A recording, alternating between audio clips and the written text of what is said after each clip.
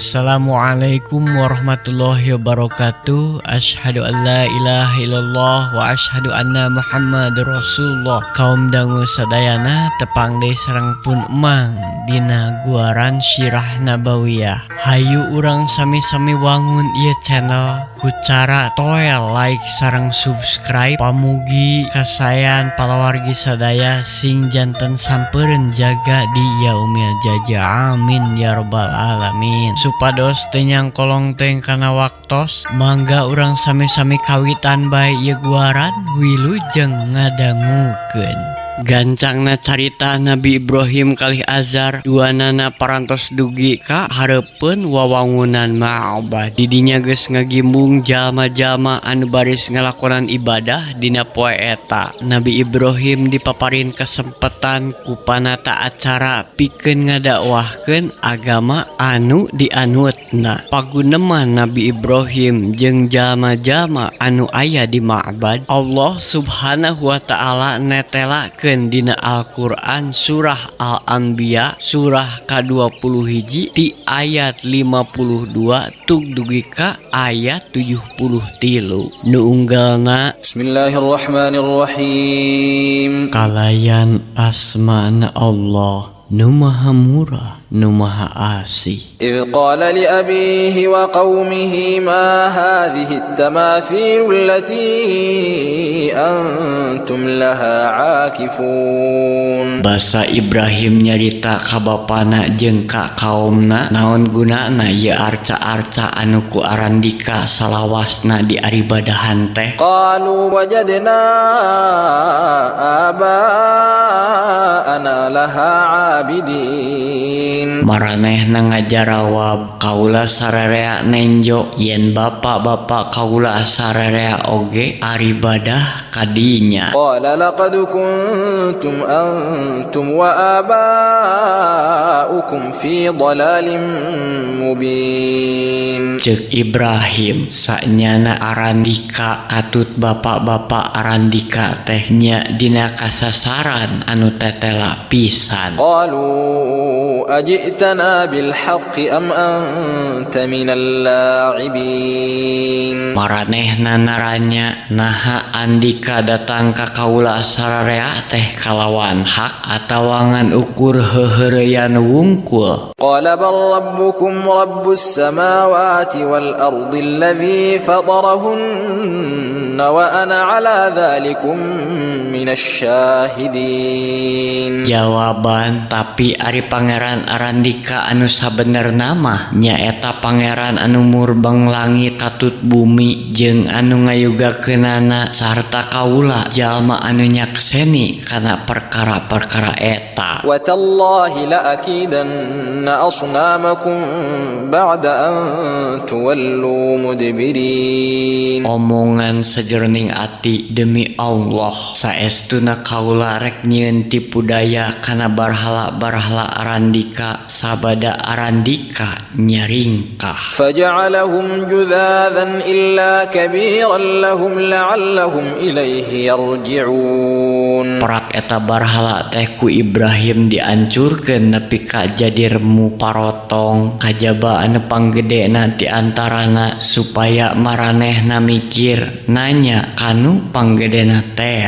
قالوا من فعل هذا بآلهتنا إنه لمن الظالمين. Ceuk maranehna saha anu ngalampahkeun ieu ka pangeran-pangeran urang sanya na manehna ti antara jalma-jalma anu darolim. قالوا سمعنا فتى يذكرهم يقال له إبراهيم. Ceuk maranehna kaula ngadenge aya hiji jajaka anu ngaranna Ibrahim anu ngagogoreng pangeran-pangeran urang. قالوا فأتوا به على أعين الناس لعلهم يشهدون. Cek maranehna bawa eta jalma teh ka hareupeun balarea supaya disaraksi. قالوا أأنت فعلت هذا بآلهتنا يا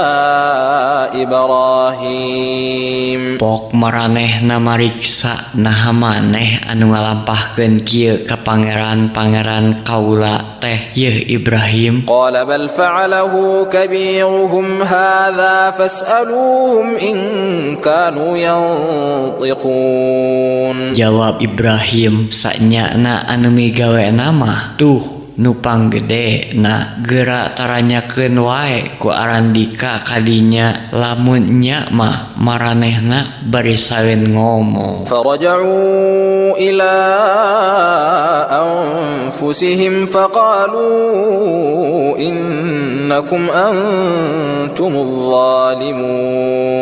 Nya maranehna jadi malik ka dirina sarta pokna saestuna Arandika teh jalma-jalma anu darolim. ثم نكسوا على رؤوسهم لقد علمت ما هؤلاء ينطقون. Tuluy maranehna tarungkul jeung pokna apan maneh oge Ibrahim nyaho yen eta barhala-barhala teh teu bari saeun ngomong. قال أفتعبدون من دون الله ما لا ينفعكم شيئا ولا يضركم. Cek Ibrahim, atuh naha maraneh bet aribadah ka anu salain ti Allah, barang anu henteu bisa ngadatangkeun manfaat jeung anu henteu bisa ngadatangkeun madorot saeutik oge ka Arandika. أف لكم ولما تعبدون من دون الله أفلا تعقلون. Cilaka Arandika katut saneskara anu salian ti Allah anu ku Arandika diaribadahan, naha atuh Arandika henteu ngarti. قالوا حرقوه وانصروا آلهتكم إن كنتم فاعلين. Cek maranehna duruk ka Ibrahim teh sarta geura belaan pangeran-pangeran Arandika ari nya mah Arandika rek digarawe. قلنا يا نار كوني بردا وسلاما على إبراهيم. Pidawuh kami, yeuh seuneu geura jadi tiis sarta sing jadi kasalametan keur Ibrahim. وأرادوا به كيدا فجعلناهم الأخسرين. Maranehna rek ngalampahkeun tipu daya ka Ibrahim, tapi kami ngajadikeun maranehna jadi jalma-jalma anu rarugi. ونجيناه ولوطا إلى الأرض التي باركنا فيها للعالمين. Jeung kami nyalametkeun Ibrahim katut Lut ka hiji nagri anu eta nagri teh ku kami diberkahan keur sakumna manusa. ووهبنا له إسحاق ويعقوب نافلة وكلا جعلنا صالحين. Jeung kami geus maparin ka manehna Ibrahim, Ishak jeung Yakub minangka panambahna sarta maranehna dijadikeun para solihin. وجعلناهم أئمة يهدون بأمرنا وأوحينا إليهم فعل الخيرات وإقام الصلاة وإيتاء الزكاة وكانوا لنا عابدين. Jeung kami geus ngajadikeun maranehna pamimpin manusa ku timbalan kami, jeung kami geus ngawahyukeun ka maranehna pikeun ngalampahkeun anu harade, ngadegkeun salat, nyumponan zakat, jeungan ka kami hungkul maranehna kumaula. Sok sanajan Nabi Ibrahim parantos beak dengkak ngayakinkeun urang Babilonia anu hadir di eta eta ma'bad. Sabagian gede maranehna henteu percaya, aya oge sabagian leutik anu geus mimiti narima kana eta katerangan, tapi kasieun ku Raja Namrus leuwih gede. Akhirna hiji-hiji jalma anu area di ma'bad teh ngalaleos ninggalkeun Nabi Ibrahim nyorangan di jero wangunan ma'bad. Ningali kanyataan kitu, Nabi Ibrahim mung bati gogodeg sarta ngawitan ngalengkahkeun sampeanana ngulilingan wangunan ma'bad dupi maksadna bade milari gudang pakakas pikeun ngancurkeun eta patekong anu aya di jero wangunan ma'bad. Tekung silila Nabi Ibrahim mendakan kampak anu lumayan ageng ku anjeunna dijingjing sarta sup anjeunna lebet deui ka wangunan ma'bad teu antapara. Nabi Ibrahim ngamuk nguak ngawik ngancurkeun arca-arca nu aya di jero wangunan ma'bad. Kajaba arca nu paling gede eta mah diiwalkeun ku Nabi Ibrahim sarta dikangkalungan ku kampak urut ngancurkeun arca nu sejena. Kocap dina poe isukna jalma di Babilonia genjleung dumeh ma'bad anu biasa ku maranehna dipake tempat ibadah awut-awutan taya arca anu nyesa kajaba anu paling gede. Pok pingpinan ma'bad tumanya kapatunggon bari jeung pasemon jamotrot baeud haseum.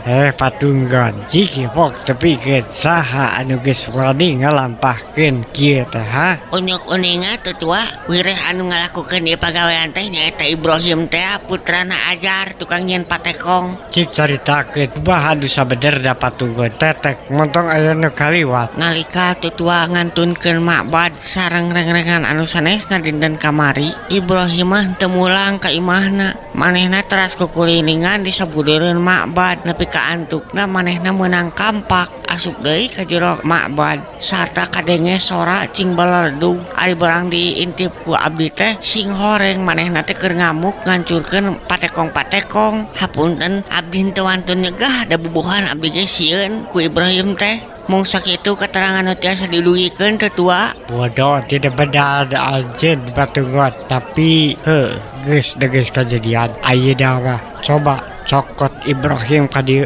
urang irikeun ka raja urang saraya nyata Raja Namrud gancang. Nampi tetua memang abdi mah bodoh taya kabisa, namun abdi ulah dipiwarang nyenak Ibrahim margi abdi mah pantos sieun mangga we pilari nu sanes. Sabara-bara urang patugas ti ma'bad ngagedig muru ka imah Azar rek newak Nabi Ibrahim pikeun dijagrakeun ka Raja Namrud nu aya di karaton. Meunang sabara jongjongan nungguan tekung silila kabireungeuh aya saabrulan jelema anu ngiringkeun hiji pamuda ngalit ngengkeuing muru ka ma'bad. Sing horeng eta teh Nabi Ibrahim anu nuju diiringkeun ku utusan ti pupuhu ma'bad. Saatosna Nabi Ibrahim adu hareupan jeung tutua ma'bad, pok manehna tumanya kapatunggon minangka menta kasaksian naha nya jeung henteuna Nabi Ibrahim ngancurkeun patekong-patekong nu aya di wangunan ma'bad. Patunggon coba ceritakeun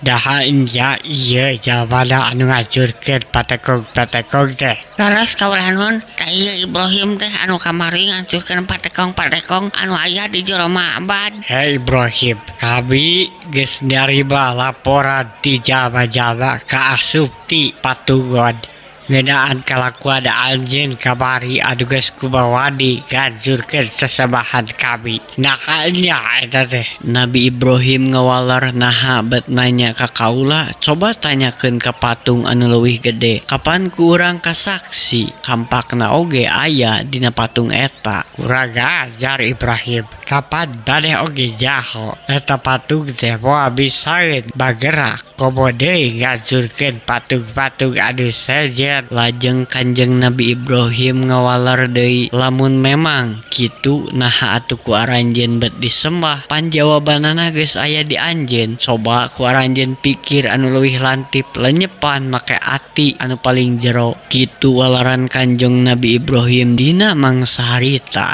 Akibatna teu kira-kira sebagian jalma anu ngariung di dinya cing harulang ngimetan walaran Kanjeng Nabi Ibrahim anu kakara kapalikir ku maranehna yen bener patung mah teu bisa bagerak. Komo deui meureun mere manfaat atawa mudorot keur maranehna. Ngarasa manehna kadeseh antukna tutua ma'bad langsung marentahkeun ka balad-baladna.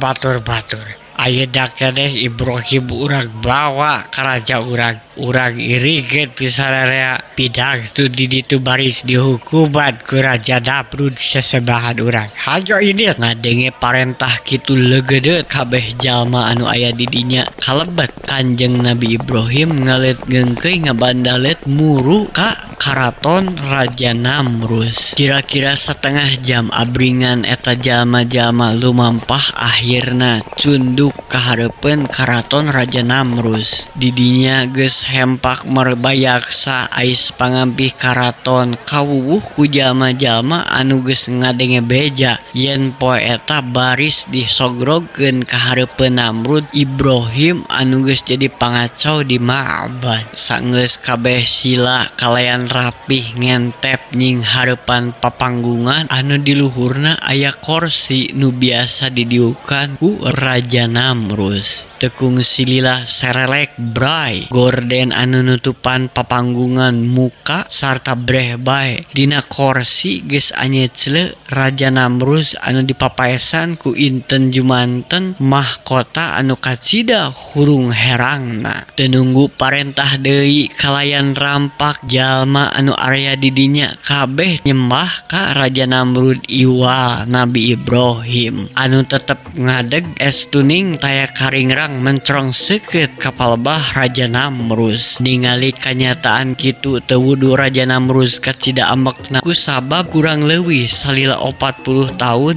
tiap poe manehna disembah diagung-agung teu aya hiji oge anu kumawani ngabangkang kana sagala rupa parentahna. Kari-kari poe eta hiji pamuda nulak cangkeng di hareupeunana bari jeung mencrong seukeut bangun nangtang-nangtang teu aya kasieun.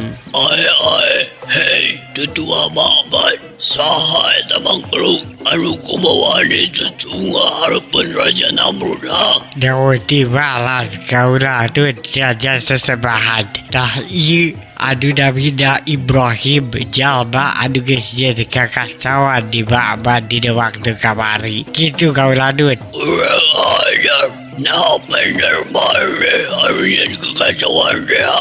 Kengeng pertarosan sapertos kitu Nabi Ibrahim ngawalar. Kaula mah teu kungsi nyieun kakacauan. Ngan kaula mah ngancurkeun patung-patung anu biasa disarembah ku kaum anjeun. Lantaran eta teh kalakuan anu kacida sasarna. Naon alasana pangna disebut sasar. Kapan geus puguh kaula anu musik marikeun jama-jama kabeh. Kaula anu jadi sesembahan sakumna rakyat Babilonia. Nabi Ibrahim lajeng ngadakwahan Namrud jeung sakumna jalma anu aya di dinya ngadugikeun parentah Allah anu Maha Murbeng alam. Kanjeng Nabi Ibrahim ngajelaskeun yen taya deui sesembahan anu wajib diagungkeun iwal Allah Subhanahu wa taala anu geus ngusik malikeun sakabeh jalma jeung ngawasa sagala rupa hal anu aya di alam dunia. Tapi dasar Raja Namrus anu geus dikawasa ku nafsu setani panto hatena nutup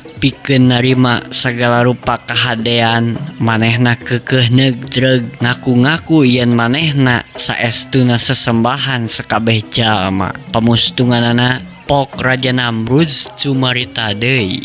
Ibrahim, anjeun tetela anu rek ngabarontak kana kekuasaan kami. Mulia anu disebut Allah kumaneh digagah. Baik, buktikeun naon salah sahiji kagagahana. Kami hayang ningali. Kanjeng Nabi Ibrahim ngawalar yen Allah teh maha gagah turta Allah mampu midamel naon wae anu dikersakeun ku mantenna. Salah sahijina mampu ngahirupkeun jalma antos maot sarta ngamaotkeun jalma-jalma anu masih keneh kumelenang di alam dunya.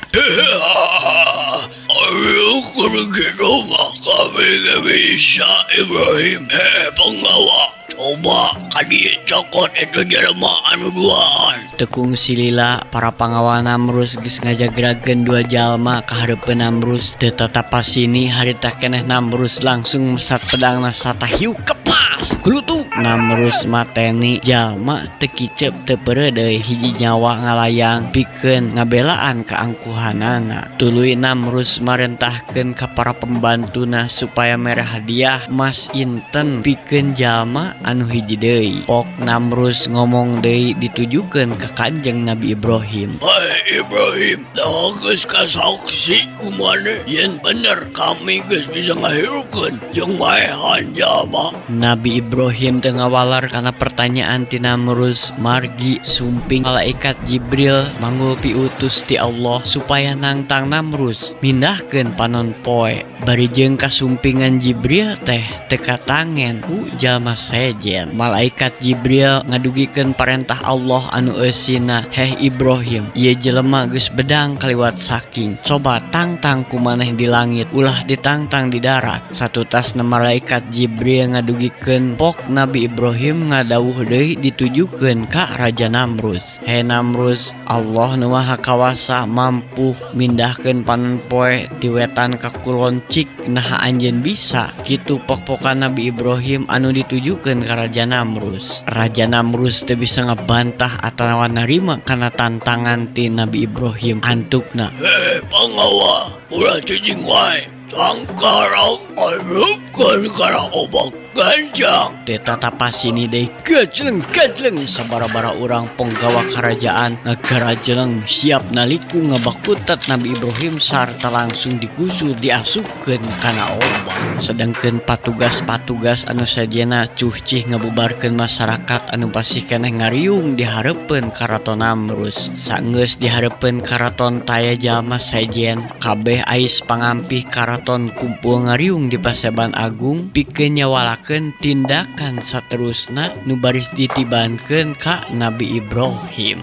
Pok Namrus ngamimitian cumarita ditujukeun ka jalma-jalma anu aya di jero eta Paseban. Bener-bener sakabeh abdi-abdi kaula anu satia sembah sujud ka kaula. Cikeneh geus kasaksi ku urang sarareak yen aya hiji jalma anu ngabangkang baris paruntak baris ngancurkeun ka urang sarareak nyaeta si Ibrahim. Di dieu kaula mere kesempatan pikeun andika sakabeh ngajukeun usul rahu kumanaon anu pantes ditibankeun ka manehna. Simpok saurang demi saurang ngomong hareupeun kaula. Singkatna carita saurang demi saurang ngajukeun usul ka Raja Namrus ngeunaan hukuman anu pantos ditibankeun ka Nabi Ibrahim. Pamusunganana aya hiji usul anu ditepikeun ku pamimpin ma'bad supaya Kanjeng Nabi Ibrahim diduruk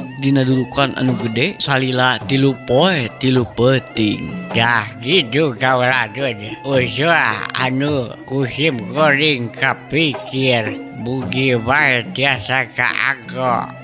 Ia usul memang kecil hadena di alam dunia ia acan ayah hiji kerajaan anu nibankeun hukuman saaheng ia. Iwa di kerajaan kami sarujuk karena usulan sarta pak geura hitung bisa barahaun biayana ulah didina sagancang nalaksanakeun supaya jadi pientengeun pikeun jalma sejen anu rek coba-coba ngeganti aegeman anu geus ku urang dicekel lila. 2 dinten ti harita di tengah alun-alun karajaan geus ngaguluk suluh lir gunung anakna sarta di tengahna katingali aya pancaka dicawiskeun pikeun ngagantung Nabi Ibrahim. Masyarakat tisuklakna tisiklukna pada datang ngalet kengkeuy ngabandaleut hayang nyakseni kumaha kumaha prak-prakanana Raja Namrus baris nibankeun hukuman ka Nabi Ibrahim. Dibeh kidul katingali balandongan papanggungan anu geus dihias pikeun Raja Namrud ningali lumangsungna hukuman. Katingali Raja Namrus geus naik kana papanggungan sarta tatantatan pikeun mere biantara ka masyarakat anu geus ngumpul di eta patempatan teu kungsi lila. Bika sakumna masyarakat Babilonia anu kawengku kareh kabana sapon ku karajaan kaula. Poe ieu ku aranjeun ka saksi aya suluh, aya pancaka, jeung aya jama anu cicing dina babandan. Masyarakat kabeh kudu nyaho eta teh jama anu boga ngaran Ibrahim, anu boga tekad arek ngaganti agama kaluhun urang sararea, arek ngarinih kerajaan anu ku kami dikawasa. Kulantaran kitu kerajaan mutuskeun pikeun mere hukuman anu saberat-beratna nu baris dilaksanakeun poe ieu, sarta kaula selaku raja di Babilonia minta panyaksen pikeun masyarakat anu aya di dieu. Ieu hukuman mangrupa pepeling pikeun jaman nu sejen supaya ulah wani-wani boga niat patekadan komo ngayakeun pambaruntakan pikeun ngarinih kana kekawasan kami. Kami raja nu kawasa utek tongo warang taga aya dina kekawasan kami. Perlu oge ku anjeun dikanyahokeun yen ieu hukuman teh baris lumangsung 3 poe 3 peuting pikeun jalma-jalma anu hayang nyakseni aya di dieu. Lamun teh mah maraneh ngarasa lapar tinggal datang wae, pihak karaton geus nyiapkeun pikeun darahar maraneh sakabeh. Tah ayeuna ulah miteunan waktu, hayu urang saksian kumaha prak-prakana si Ibrahim narima hukuman. Keur masyarakat nu aya di dinya surak amal-amalan asa kaindit teu kungsi lila suluh mimiti diduru ku para patugas nimbulkeun sorak anu ngaguru pika keungeun. Urang kocapkeun Nabi Ibrahim bareng jeung Namrus ngamimitian biantara. Nabi Ibrahim digarotong ditaekeun kana luhur tumpukan suluh sarta dicangcang kana pancaka. Suluh anu kahakan ku seuneu estu ngaguru pika keungeun maklum. Suluh-suluh anu geus meunang milih tibeh ditu keneh jadi munasabah gancang pisan terapna seuneu kana eta suluh. Nabi Ibrahim teu unggut kalinduan lantaran anjeunna kacida yakina kana kakawasan Allah anu murbeng sakabeh alam. Anjeunna teras manteng ngadua nada-nada kaselamatan ti Allah tina panasna seuneu anu ngarerab. Lir malam tumerpeng api teu sakara-kara seuneu anu kacida ngalentab-lentabna teh karaosna ku Kanjeng Nabi Ibrahim mah tiis wae teu ngakibatkeun nanaon. Padahal saur sakawa eta seuneu teh jangkungna kurang leuwih 30 meter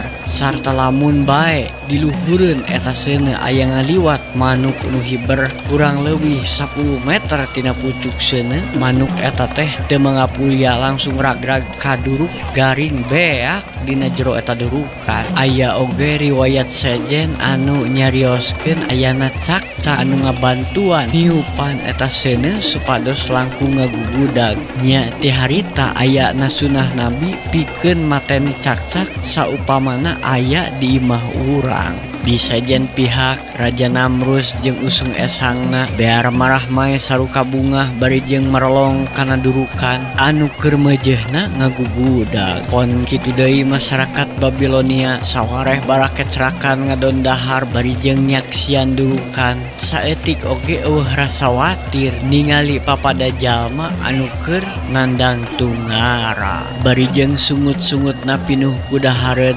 maranehna ngobrol itu ieu pada muji kana Namrus anu dina mangsa harita mah di kerajaan mana wae oge memang can aya kerajaan anu bisa nibankeun hukuman saroha ka eta. Dah puasa tak rasain seuneu meni gede kitu. Moal teu hajur teu moal kapangi sigana arang-arangna acannya. Nya sigana moal kapangi. Wah, kamari urang ditarekan ku tutua Ma'bad pajarkeun urang sieun cenah ku amanehna teh si Ibrahim teh hakan teh seuneu tah. Ari keraki pribadi mah ieu hamong pisan bener-bener kakara katingali kakawasaan Raja Namrud beki ngangenelan we keimanan abdi mah kasamahan urang Raja Namrud teh dapuh teh kabeh jelema bisa nibankeun hukuman putra anu rohaka kieu atuh. Ari kuring mah resep we aya acara kieu teh teu kudu usaha hayang dahar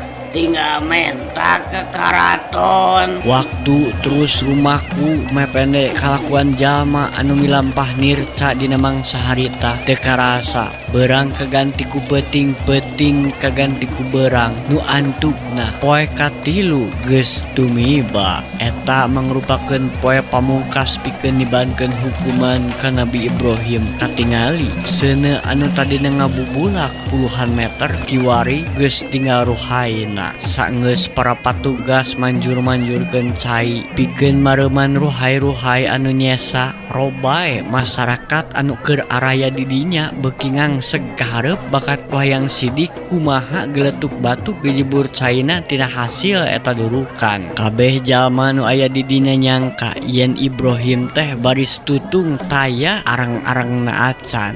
Dumeh maranehna ningali durukan anu kacida gedena mustahil jelema bisa salamet. Maranehna teu kungsi mikir jeung kapikir yen kakawasaan Allah mah taya papadana. Teu kungsi lila goa di tengah-tengah areng sesadurukan aya nu ngagorowok tarik pisan. Eueuh waktosna seep cagah urang teuneun dihaneulem hieum tunda dihanjuang siang paragi nyokot ninggalkeun. Mangsa datang samper deui teh hilap pun emang nada agung cukup lumur jembar hapunteuna boh bilih aya basa anu kirang merenah salami dipidangkeuna ieu rekaman. Pamungkas catur wabillahi taufik wal hidayah. Wassalamualaikum warahmatullahi wabarakatuh.